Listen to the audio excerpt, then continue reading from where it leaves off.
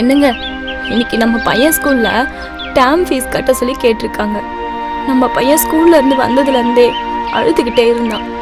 இப்போதான் கொஞ்ச நேரத்துக்கு முன்னாடி போய் தூங்கினான். நீங்க நாளைக்கு வரும்போது எப்படியாச்சும் காசு வாங்கிட்டு வாங்க. முடியலன்னா யார்கிட்டயாச்சும் கடன் கேட்டாவது வாங்கிட்டு வாங்க.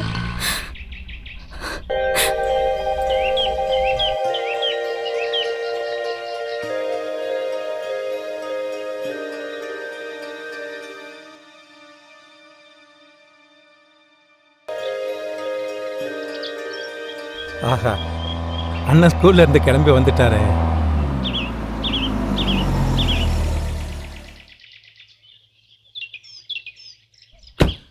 அண்ணே வணக்கம்ப்பா, எப்படி இருக்க? அண்ணே வணக்கண்ணே, நல்லா இருக்கண்ணே. அண்ணே, நீங்க இருக்கும்போது எனக்கு என்னென்ன குறை? கேட்கும் போதெல்லாம் பணம் தர்றீங்க. நானும் தொழில நல்லா பண்ணிட்டு இருக்கேண்ணே. அப்புறம் என்ன அண்ணே, இந்த மாசம் உங்களுக்கு சேர வேண்டிய பங்கு. ரொம்ப சந்தோஷம், மகிழ்ச்சி. அண்ணே, இன்னும் மார்க்கெட்ல ஒரு 5 ரூபாய் கேட்குறாங்கண்ணே. கொடுத்தீங்கன்னா கொஞ்சம் நல்லா இருக்கும்ண்ணே. இந்த டேர்ம் டெஸ்ட்லாம் கட்டி முடிக்கும், 10 வருஷமா வாங்கிக்கப்பா. சரிங்கண்ணே, ரொம்ப நன்றிண்ணே. நல்லது.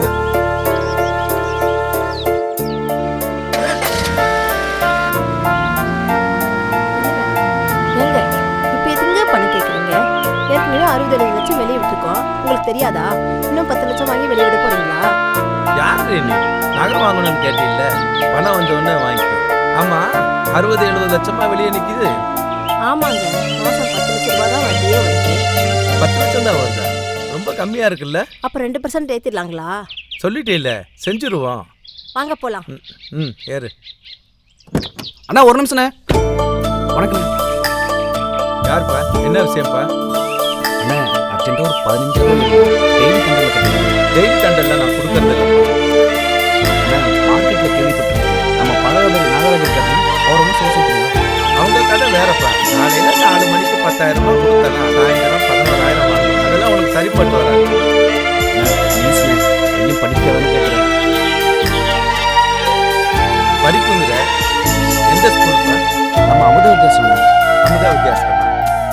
இங்கப்பா, டெய்லி 150 ரூபா கட்டணும். 30வது நாள் 15,000 மொத்தமாக கட்டணும். சரிண்ணா, சாயந்தரம் 4 மணிக்கு ஆஃபீஸ்க்கு வா. பணம் தரேன், வாங்கிட்டு போ.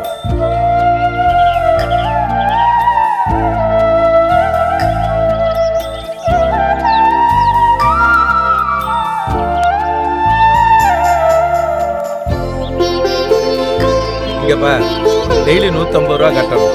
30வது நாள் 15,000 மொத்தமாக கட்டணும். சரிண்ணா, சாயந்தரம் 4 மணிக்கு ஆஃபீஸ்க்கு வா. பணம் தரேன், வாங்கிட்டு போ.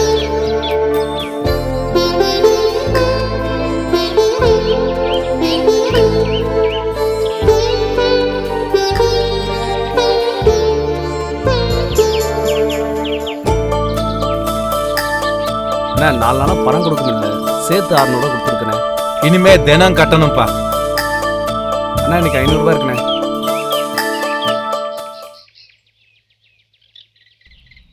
இந்த தேவா, இதுல 10 ரூபாய் இருக்குது, நல்லா தொழில் பண்ணு. சரியா? நன்றிண்ணே, சந்தோஷம். வரண்ணே. அண்ணா இதில் 1000 ரூபாய் இருக்குண்ணே.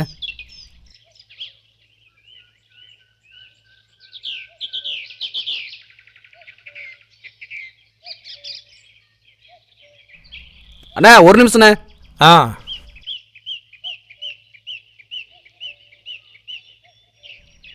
அண்ணா வணக்கண்ணே. ஆ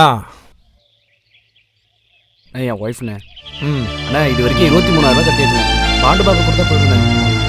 30 நாளில் கட்டுறேன்னு சொன்னேன். இன்னையோட 46 நாள் ஆகுது. இன்னும் 8,000 ரூபாய் கொடுத்துட்டு டாக்குமெண்ட்டை வாங்கிட்டு போ. பார்த்து போங்க. சார் நீங்க சொல்ற கணக்கு படி பார்த்தா நேத்தே அசலும் வட்டிமா எல்லாமே முடிஞ்சு போச்சு. இவர் நைட்டு வீட்டுக்கு வந்ததுக்கு அப்புறம் நான் கணக்கு போட்டு பார்த்தேன். அதனால தான் உங்களை நேர்ல பார்த்து பேசலாம்னு வந்திருக்கோம்.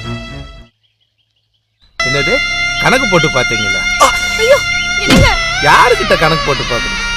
போங்க போங்க, வேஸ்ட் அங்கே நிற்காதீங்க. போய் பணத்தை கட்டுற வழியை பாருங்க. நீங்க வாங்க, இவர் எப்படி நம்ம கிட்ட பணத்தை வாங்குறாருன்னு பாத்துறேன். மாடா வச்சு இவனோட பணத்தை கொடுத்துட்டோம். இவனாண்ட அடி வேற வாங்க வேண்டியதாக இருக்கு. வாடா வா, அவனை நல்லா வந்து மாட்டிக்கிட்ட வா.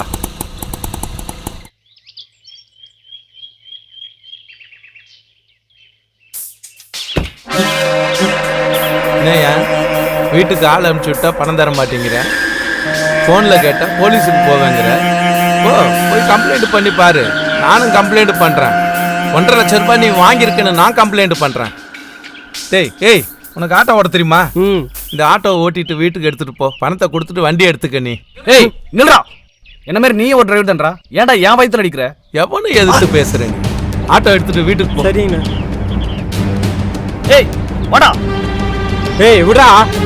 ஏய் சொன்னா கேட்க மாட்டியா நீ?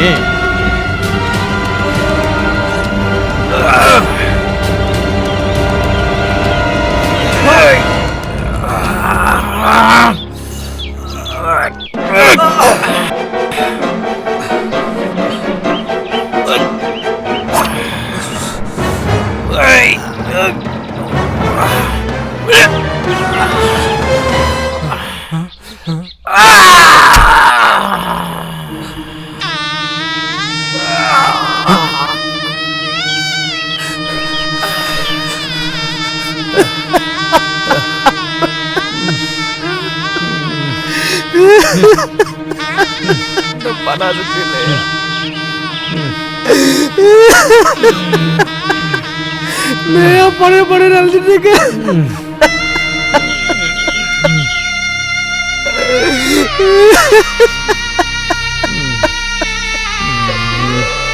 பணம் சம்பாதிக்கிறது ஆசையா இருந்தா இல்ல, அதுவே வெறியானா இந்த மாதிரி தான். தம்பி நான் செத்துருவேன்னு நினைக்காதப்பா. என்ன ஆட்டோல கொண்டு போய் ஹாஸ்பிட்டல்ல விட்டுட்டு நீ போப்பா.